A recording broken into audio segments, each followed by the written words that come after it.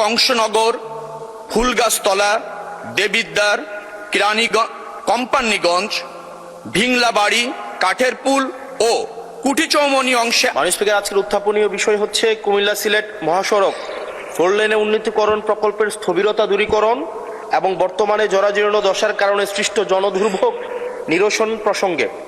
মাননীয় স্পিকার, কুমিল্লা সিলেট মহাসড়কটি দেশের দক্ষিণ পূর্বাঞ্চলের সাথে উত্তর পূর্বাঞ্চলের সংযোগকারী প্রধান অর্থনৈতিক করিডোর। কুমিল্লার ময়নামতি থেকে ব্রাহ্মণবাড়িয়ার দরখার পর্যন্ত মোট 54 কিলোমিটার এই মহাসড়কটি 4 লেনে উন্নতি করার কাজ 2022 সালে শুরু হয়ে 2026 সালের জুনের মধ্যে শেষ হওয়ার কথা থাকলেও বর্তমানে এর কাজ প্রায় স্থবির হয়ে আছে। ভিডিও চিত্র এবং সরজমিন এবং আমি যেহেতু এই এলাকার স্থানীয় বাসিন্দা, আমরা সব সময় দেখি মহাসড়কের বিভিন্ন স্থানে বড় বড় গর্তের সৃষ্টি হয়েছে এবং সংস্কার কাজের ধীরগতির কারণে সামান্য বৃষ্টিতে সড়কটি কর্দমাক্ত ও চলাচলের অযোগ্য হয়ে পড়েছে।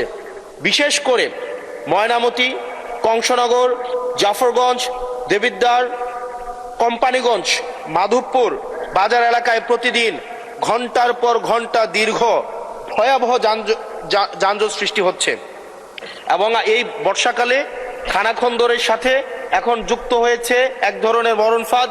প্রতিদিন কোনো না কোনো দুর্ঘটনা ঘটছে।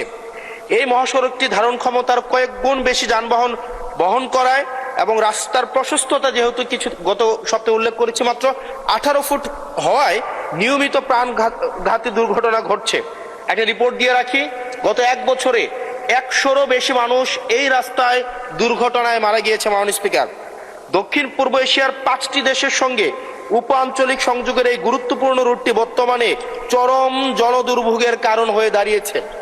অতএব বিষয়টি অত্যন্ত জনগুরুত্বপূর্ণ বিধায় মাননীয় মন্ত্রী মহোদয় প্রকল্পের কাজ দ্রুত বাস্তবায়নে কি কার্যকর পদক্ষেপ নিচ্ছেন এবং বর্তমানে মহাসড়কের জরাজীর্ণ অংশগুলো জরুরি ভিত্তিতে মেরামতের জন্য কোনো পরিকল্পনা আছে কিনা তা সংসদকে অবহিত করার জন্য সবিনয় অনুরোধ জানাচ্ছি এবং স্পেসিফিকভাবে মাননীয় মন্ত্রী আপনি উল্লেখ করবেন কিনা সে বিষয়টি আপনার কাছে সবিনয় অনুরোধ জানাচ্ছি। ধন্যবাদ মাননীয় স্পিকার। 804 মিটার দৈর্ঘ্য রিজিড পেভমেন্টের কাজ চলমান রয়েছে। এছাড়া পিরিয়ডিক মেইনটেনেন্স কর্মসূচির আওতায় ময়নামতি, কংসনগর, ফুলগাছতলা, দেবিদ্বার, কোম্পানিগঞ্জ, ভিংলাবাড়ি, কাঠেরপুল ও কুটিচৌমনি অংশে আরও 1845 মিটার সড়ক অংশ 10.30 মিটার প্রশস্তকরণের প্রকল্পের আওতায় রিজিড পেভমেন্টের নির্মাণের জন্য দরপত্র মূল্যায়ন প্রক্রিয়াধীন রয়েছে। এছাড়া কুমিল্লা থেকে দেবিদ্বার অংশ 20 কিলোমিটার 34 ফিট প্রশস্তকরণের জন্য ইতিমধ্যে রক্ষণাবেক্ষণ খাত হতে কার্যক্রম গ্রহণ করে দরপত্র আহ্বান করা হয়েছে।